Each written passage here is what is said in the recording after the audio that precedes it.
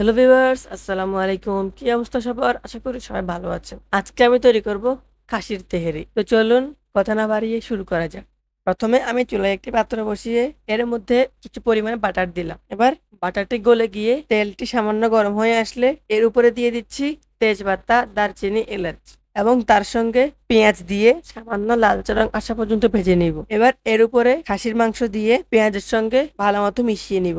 যখন মাংসের সাথে পেঁয়াজের মিশ্রণ হয়ে যাবে এর উপরে দিচ্ছি আদা রসুন পেস্ট, তার সাথে টক দই এবং জিরা ধনিয়া, গরম মশলা ও লবণ দিয়ে সবকিছুকে ভালো মতো কষিয়ে নিব। যখন মাংসগুলো অনেকটা কষে আসবে এর উপরে দিয়ে দিচ্ছি চিনি গুঁড়া চাউল। মাংসের সঙ্গে চাউলগুলোকে মিশিয়ে এর উপরে দিচ্ছি কাঁচামরিচ, পেঁয়াজ বেরেস্তা এবং পানি। একটি ঢাকনা দিয়ে ঢেকে চাউলগুলো নরম হয়ে আসার জন্য অপেক্ষা করব। যখন অনেকটা নরম হয়ে আসবে এর উপরে সামান্য কেওড়া জল দিয়ে আরো কিছুক্ষণের জন্য জাল দিয়ে নেব। কিছুক্ষণ পরে ঢাকনা উঠালেই দেখা যাবে খাসির তেহেরি তৈরি হয়ে যাবে। এবার আপনারা খুব সহজেই এই তেহেরিকে পরিবেশন করে পরিবারের সঙ্গে উপভোগ করতে পারবেন। আশা করি ভিডিওটি আপনাদের কাছে ভালো লেগেছে। দেখা হচ্ছে নতুন আরো একটি রেসিপি নিয়ে।